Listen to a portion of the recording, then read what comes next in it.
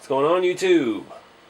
So, I did a video during the week last week about wheel hexes, and I tried to put the RC4wd Narrow hexes on the Amigo here, and it was making the hubs set flush with the axle housing, so it wouldn't work with the narrow RC4wd hexes. So my idea was to take a set of hubs from the RC4wd 6-lug stamped steel beadlocks and machine them down.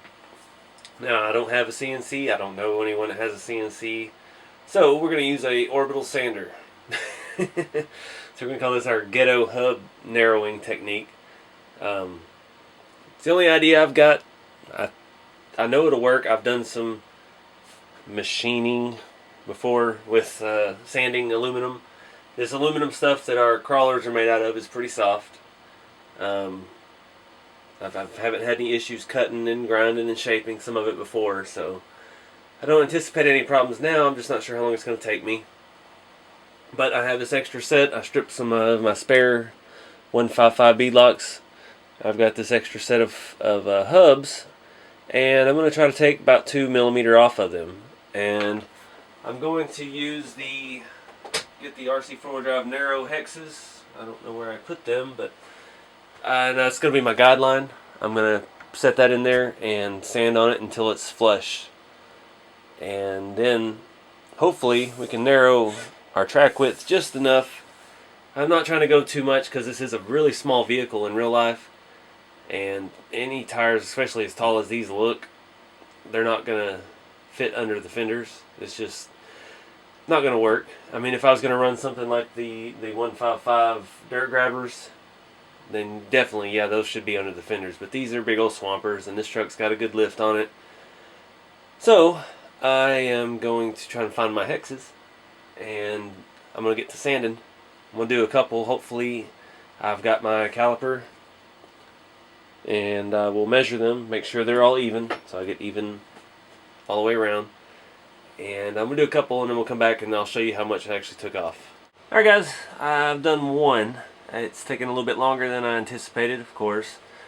I'm probably going to have to change some sandpaper between each one, but there's a stock one, and what I've got so far, it's maybe a millimeter off of it, but it clears the lip on that is the narrow hex from RC4wd Drive. A little worried about the bolt. You can see the head of the bolt sticks out now, so I'm hoping I don't end up having to trim the head of the bolt down, but if I do, I do. It's gonna be a pain, but I'm gonna keep working and hopefully get these 4 done here in the next hour.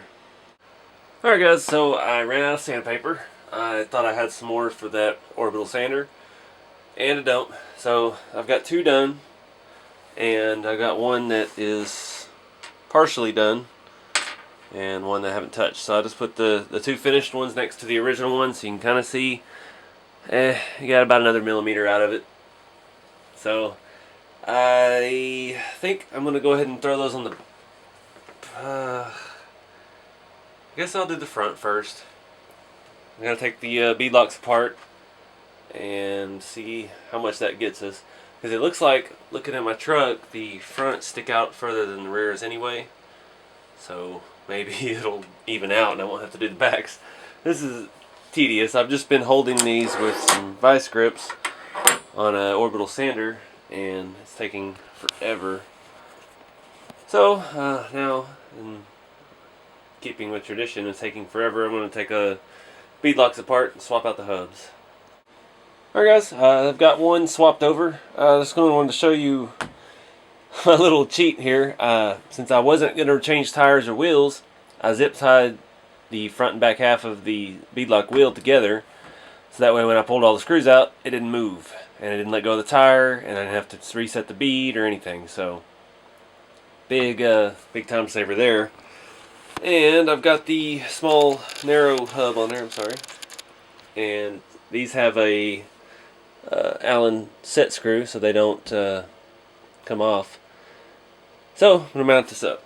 I only did one so far. I just thought I'd show you that zip tie trick. We can put one on and see if we can see a difference.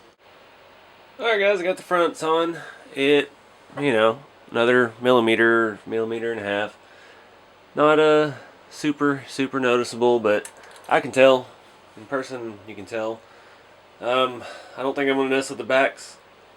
It's a lot of work, and the front stuck out further anyway, so now they're sitting pretty even. I can pan down the side there, you can kind of see.